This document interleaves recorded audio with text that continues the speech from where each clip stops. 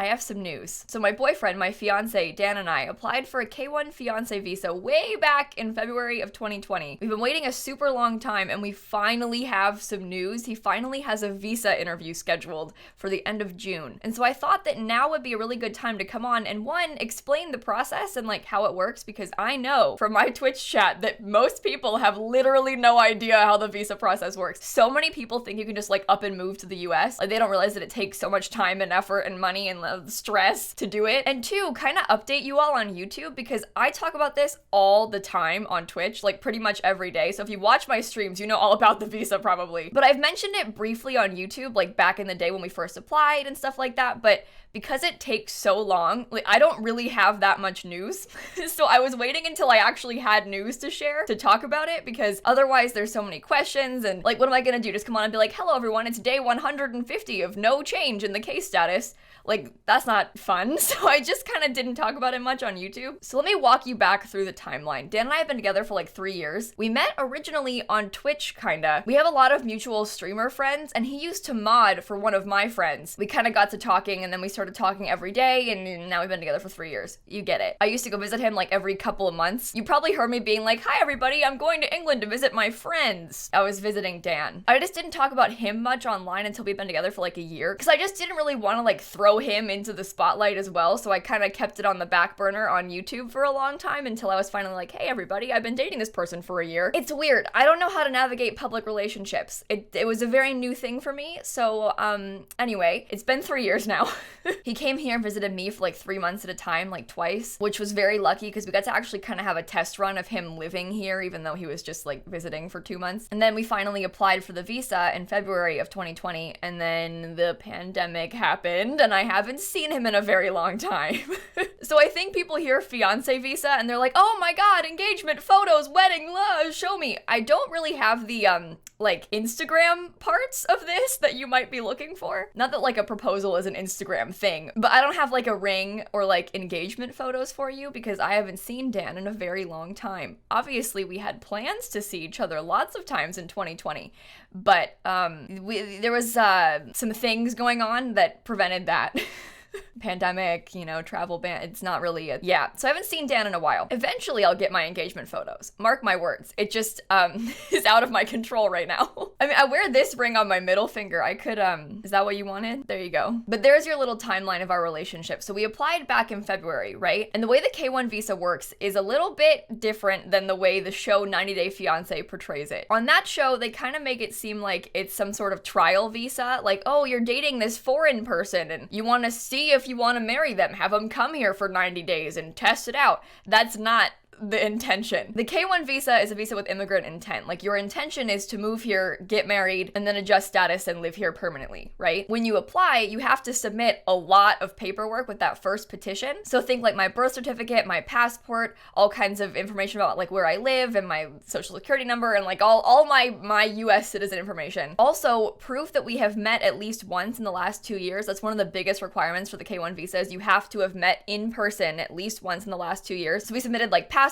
stamps and boarding passes and some pictures and all of that. You need to write letters of intent to marry, basically being like, hello, I am not currently married to someone else and I am free to marry this person that I'm applying to marry. Lots of paperwork, basically. So no one just applies for this on a whim. And it takes like a year in regular times to get the visa. This is COVID times. So the timelines are all just who knows what to expect, basically. So when we first initially mailed that petition in, we waited like 2 weeks and then got the NOA 1, the Notice of Action 1, basically from the government being like, hello, we have received your petition and we'll look at it eventually. And then back then it usually took from like 7 to 9 months to look at that petition and then approve it, hopefully. So we waited until September when we finally got a notification that they had approved our petition, which we were kind of scared about. They don't usually flat out deny you at that stage. If there's an issue, they'll mostly send you an RFE asking for more evidence, like, hey, you didn't really prove that you met in the last 2 years, or like, hey, you've been married before, give me your divorce certificate because I need to prove that you're not currently married, stuff like that. But we were fine, we got our NOA 2, and then from there, they move you on to the National Visa Center, the NVC, where usually they'd process it quickly and then mail it to your embassy. So if you're in Canada or the UK or like Australia, I don't know, wherever your fiance lives, they'll have an interview at their embassy, so the NVC takes it, mails it to there. This is where our issues began to arise, because COVID didn't really affect the processing of the first part, like the petition, but COVID did massively affect the processing of that second part, because the London embassy wasn't currently processing K1 visas. Because of the pandemic, there's travel bans banning any travel from Europe at all. So if you've set foot in Europe at all in the last 14 days, you cannot enter the US, even on a K1 visa. So because of that, they're just not processing K1 visas in London because you can't use them. So like if Dan got issued the visa today, he wouldn't be able to fly here unless he quarantined in a different country that isn't banned for 14 days and then entered the US. So for the last year, London has processed no K1 visas. So our case was just sitting at the NVC, stuck there for months because they couldn't send it to London because they weren't using them. So we just waited and waited and waited. You know, it sucked. And back in October, I heard about this lawsuit that I thought was absurd. This group of immigration lawyers was planning on suing the government for unlawfully not processing K1 visas, because not all embassies weren't processing them, just some were. They were all kind of interpreting the travel bans differently, because they weren't explicitly banned by the travel bans, but they also aren't approved as a category that's exempt from the travel bans. So think spouses of US citizens, they're exempt. They can come here even if there's travel bans in place. Students, they can come here. They're all listed as being exempt from the bans, but fiancés are not. So it's kind of this weird limbo. So there was a lawsuit to sue the government to force them to process K1 visa cases. And I heard about it and I was like, that is absurd. Okay, suing the government, good luck. And then it worked. And it wasn't absurd. And the judge was like, no, actually, you have to process these. And so the embassies were like, okay, I'll process just the ones that are listed on the case. So they had a couple hundred plaintiffs or something. And those people all got their interviews processed and had their interviews and were able to move to the US. So I was sitting here kind of maybe I should have took that seriously. And then they sued the government again.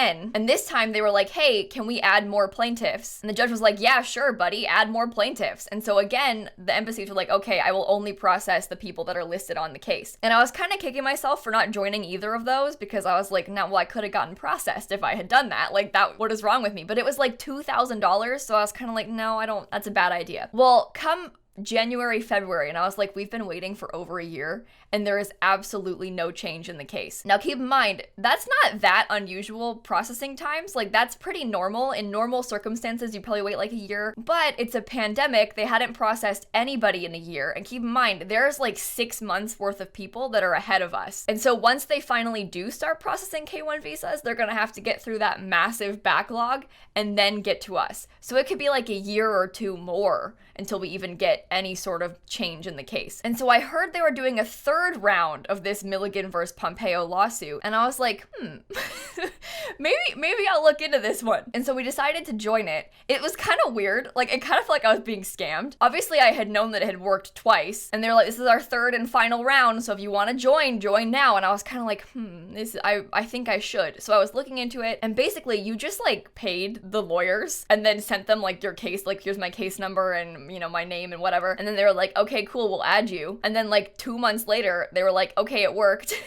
Email this to the embassy and they'll process your case. And that was it. I never talked to the lawyers, but there was hundreds of plaintiffs, right? It wasn't just us. Like I said, kind of felt like I was being scammed. I was like, what if this isn't real? But it worked. So we emailed the embassy requested our case from the NVC. They finally shipped it. So the case status changed to in transit. It moves to the London embassy. And then today they gave us an interview date. Finally. So his interview is going to be on June 29th. He has to go to the embassy in London. He'll bring them a bunch of paperwork again. He needs his police certificate. He's gonna need a medical exam done and bring that there. He's gonna need my tax returns as proof of my income. You have to prove that I make above a certain amount of money to sponsor someone. Basically, because on the K1 visa, you can't work for 6 to 9 months until you get the work authorization. So they want to know that I can support him when he's here and not working. We're gonna have to write new letters of intent to marry because our past ones have now expired since it's been so long since we got our first approval. Lots of papers he's got to bring with him, basically. And then he'll go to the interview. They'll ask him some questions. I don't think it'll be too complicated of an interview. They're gonna be like, hey, how did you meet? And then he'll be like, on the internet, we have mutual friends, meh, meh, meh. And then they'll be like, okay, here is your visa.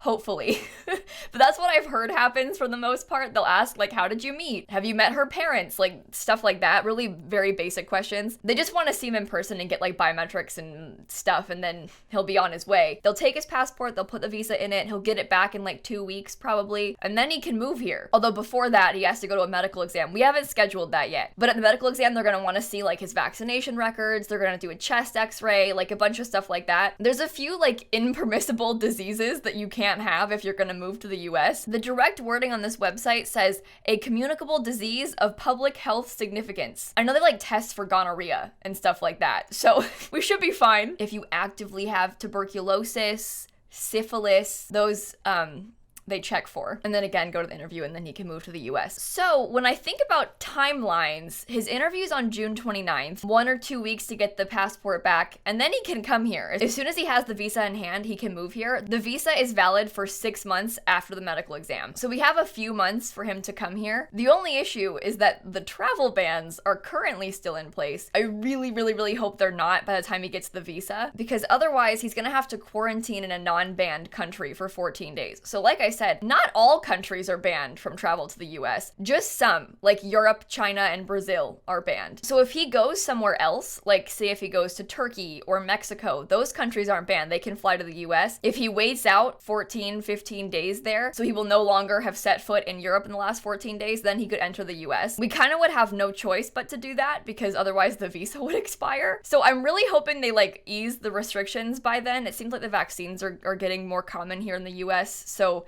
fingers crossed, I'll keep you posted, but that's like out of our control, you know? I mean, you can't just let the visa expire. There are a lot of people I've seen on like immigration forums that had the visa in hand back in like March of last year, and then the travel ban started and they couldn't come here, and their visa expired, and now they have to get it reissued. So they are still waiting for a new interview and a new medical exam to get their visas reissued, which is just such a nightmare, and I don't want to be in that position.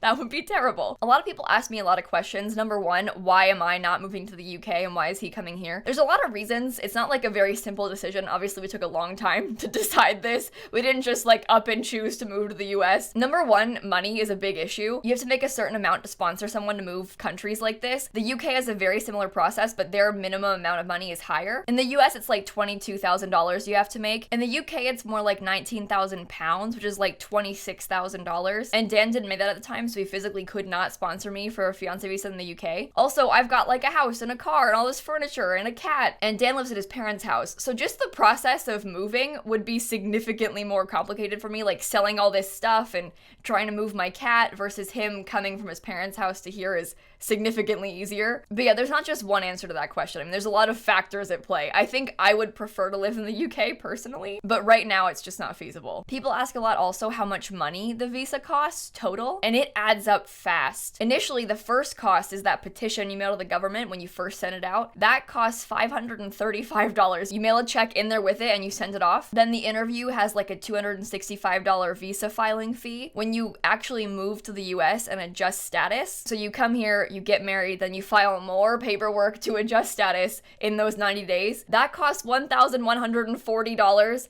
plus an $85 biometrics fee. So it ends up being like $2,000 total, and we also paid the lawyers $2,000. So it's like $4,000 to get this visa. And I guess for the most part, the most commonly asked question is, when is he gonna move here? Which I didn't have an answer for until today because I didn't know until we had the interview date. It's been totally up in the air for like a year, which is very weird. It's very weird to have like your life in the hands of the government. I think especially for Dan, to know that he's moving countries, but also have it completely out of his control when. We didn't pick the interview date either. They just told us today in an email, come to the embassy, this is the date and time, see you there. It's just very bizarre to have like that big of a life change be completely out of your control. And I think the other very pressing question that people have is like, when are you gonna have engagement photos and a wedding and like all of that exciting stuff? I too would like to have engagement photos. I promise, I would also like to post these things. I just haven't seen Dan in a long time. And as far as the wedding goes, we don't have like a big blowout wedding planned anytime soon. That's like years down the line. Partially because of COVID. I mean, we want his family to be able to come and they can't if there's travel bans and it's not safe to travel. But also just because we don't really want that right now. Like, I'd like to have a wedding, like a wedding party eventually, but for right now, we're going to get married in a courthouse, probably like the day after he comes here, so that we can start adjusting status, because you have to adjust status to get like a green card and a work permit and all that stuff, and I would like to get that process started as soon as possible. Anyway, this is a very big, exciting day for me. I've been waiting for a very long time for this moment. I've been like planning how I'd make this video for months. Like I've had like a script in my head about how I would talk about these things for so long, because I wanted to be able to be like, everybody listen, we got an interview date finally, but it just wasn't happening for so long. I'm telling you, you check the case status every day. Like you open the website and you like refresh, no change, refresh, no change, every day for months. And then you finally hear something back and it's just, oh, it's so good. I know many of you are very excited, so thank you very much for that. I too am very excited, and I cannot wait to not be alone anymore. This pandemic has been quite hard for lots of reasons, but it's really tough to be separated from your partner, obviously, and it kind of sucks living alone right now. So I very much look forward to him being here. By the way, Dan is a Twitch streamer as well. I think many of you knew that, but in case you didn't, I'll link his Twitch channel down below. And also, if any of you are doing this process right now, you'd be surprised. I know a lot of people in my Twitch chat and also like in my Twitter replies have been talking about it. If you want to talk about it, we can talk about it, because I would like that. It's nice to like know someone else who's going through it. So if you want to chat, contact me. I don't know, like on Twitter or something. Email me. I don't mind. Hopefully I have answered your questions. If you have more, leave them in the comments, because I'm down to talk about this stuff. I have become obsessed. You don't understand. I spend so much time reading about US immigration processes. It has like consumed me for the last year. Even before that, because I was like obsessed with learning how to apply. So like my brain is pretty empty, but full of this stuff because it's like all I've been thinking about for so long. Okay, I'm done rambling to you about visas. I think this is very interesting. I know most of you probably don't care at all. You just were like, oh my god, engaged, click, and that's fine. I respect that. I look forward to having more news to share with you. I'm just really excited, and I know a lot of you are too. I keep saying that, but this is a very good day. So, on that note, I'm gonna go. Don't worry, tomorrow we're back to our regularly scheduled Sims content, and on that note, I will see you all later. Bye, everybody. I hope this video makes sense. I feel like I just rambled on for like 40 minutes with absolutely no directions. So good luck to Dan editing this. Have fun.